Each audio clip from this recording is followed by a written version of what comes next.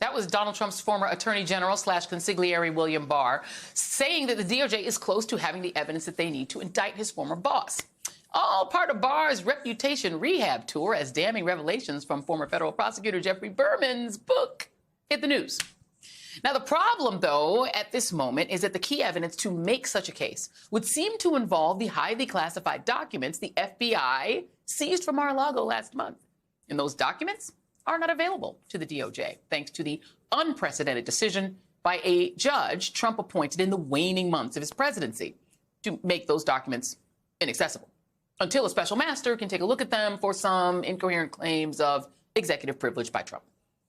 The DOJ appealed that ruling yesterday, arguing that they should be allowed to continue to use those documents, which are not the property of any president, let alone Trump. Judge Eileen Cannon is giving Trump's legal team until Monday morning to respond to the DOJ's motion.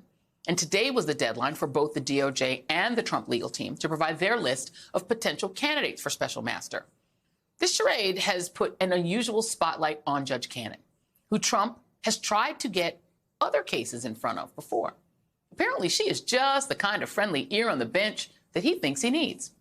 Last night, another Florida judge, Donald Middlebrook, dismissed a separate Trump lawsuit that claimed Hillary Clinton and other perceived political enemies of Trump engaged in a racketeering conspiracy to falsely accuse him of colluding with Russia to gain support in the 2016 presidential election.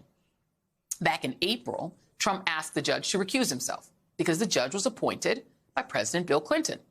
In his response denying that request, the judge wrote, quote, "I note that plaintiff filed this lawsuit in the Fort Pierce division of this district, where only one federal judge sits, Judge Eileen Cannon, who plaintiff appointed in 2020. Despite the odds, this case landed with me instead. And when plaintiff is a litigant before a judge that he himself appointed, he does not tend to advance these same sorts of bias concerns." Unquote. Joining me now, Glenn Kirshner, MSNBC legal analyst and former federal prosecutor and friend of the show. Glenn, forgive me if I am incredibly skeptical of this judge. It's weird for me that she was appointed when Trump had already lost the election, waning months of he's his lame duck at this point, appoints her. Apparently, Marco Rubio was one of her big supporters to get on the bench. He, of course, is laying down on the tracks for Trump on this document, what did he call it? A storage issue of having other countries' nuclear secrets. And now she seems to be the only judge he wants to get cases in front of. Are you as suspicious as I am? You know, it seems like a pretty transparent attempt to find a friendly judge. And you're right, Joy. Judge Cannon was confirmed by Mitch McConnell's Senate after Donald Trump lost the election.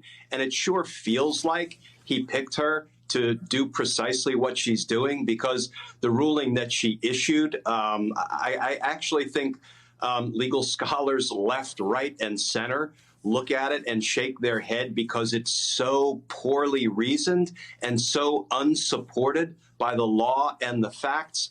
And, you know, the Department of Justice somewhat generously in its most recent filing gave her an off-ramp and kind of tried to split the baby and not embarrass her too much. But they very pointedly said, we will be appealing everything, and we need you to suspend your ruling that says we cannot investigate these stolen classified documents that have the capacity to do real national security damage. So I have to say, Joy, if she cares about her reputation, I mean, she's been appointed with life tenure. She's going to be on the bench a long time, we can assume. And if she's an honest broker of the law, she has to be persuaded by that blockbuster filing that DOJ just provided to her. Let's see if she thinks better about her earlier decision and reverses course. You know, and let's talk about, because, I mean, even Barr is coming out and being like, well, he might go down for this stuff. It's looking bad for him. I've always been suspicious of Barr. I never think that there's never any time when he's not the villain. Let's just be clear. And I've always wondered, well, why is he suddenly trying to be all on the right side of history when it comes to Trump, when it comes to January 6th, whether he lost the election, saying it's bullshit. Of course he lost the election. And now coming out saying, hey, he might get indicted. This new Berman book is damning. It looks like it's going to be damning, just per the New York Times reporting. he was fixing stuff inside the DOJ to go after Trump's enemies. Trump wanted everyone from John Kerry, anyone else he perceived as a problem for him, to be gone after. And it definitely feels like Barr was willing to do it. Do you feel like this might be reputation maintenance in advance?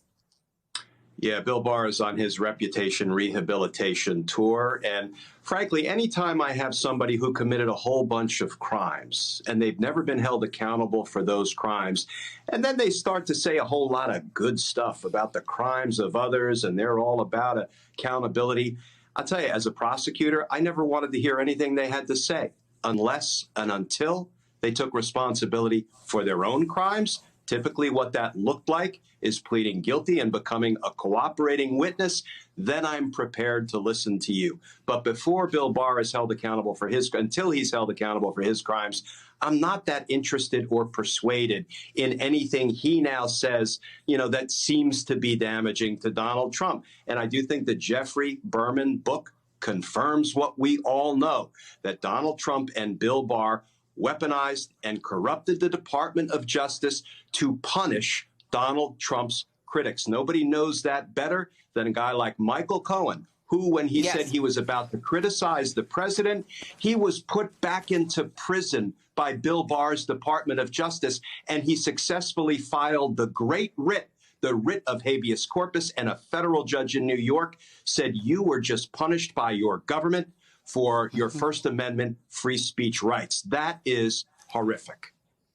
And just there's all these concentric circles of sort of chicanery around Trump, right? So you've got Barr, who auditioned in a memo saying, please, sir, put me in, coach. I'll make sure I take care of you as AG. Then Trump puts him in and he does take care of him. Then you've got Bannon, who's running the ultimate grift on Trump supporters, basically treating them like marks. They clearly have no respect for these people, stealing their money to fake build a wall.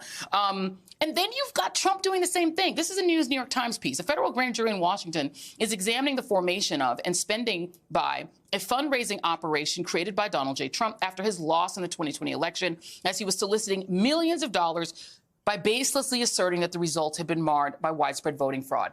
So-called Stop the Steal was a giant grift, just like everything Bannon did and just like everything Trump did. Does Trump go the way of Bannon for doing the self-same thing? Maybe, Joy, and this might sound surprising coming from a former career prosecutor. Sometimes I want to scream, enough with the new investigations. I mean, yes, we have to investigate all of the crimes of Donald Trump. But this new investigation, the big ripoff, as Representative Lofgren labeled it, with respect to basically stealing money courtesy of his PAC. Is that going to distract us from the investigation into his theft of classified documents, which seems to have distracted us from his launching an armed insurrection against the Capitol, which seems to have distracted us from his election fraud in Georgia, find me 11,780 votes. And all of that, Joy, certainly distracted us from his bribery and extortion of President Zelensky, his 10 counts of obstruction of justice as documented in the Trump-Russia report, his campaign finance crimes with Michael Cohen at the beginning of it all that he used to steal the presidency. At some point, Joy, can we tell the Department of Justice to just finish what you started?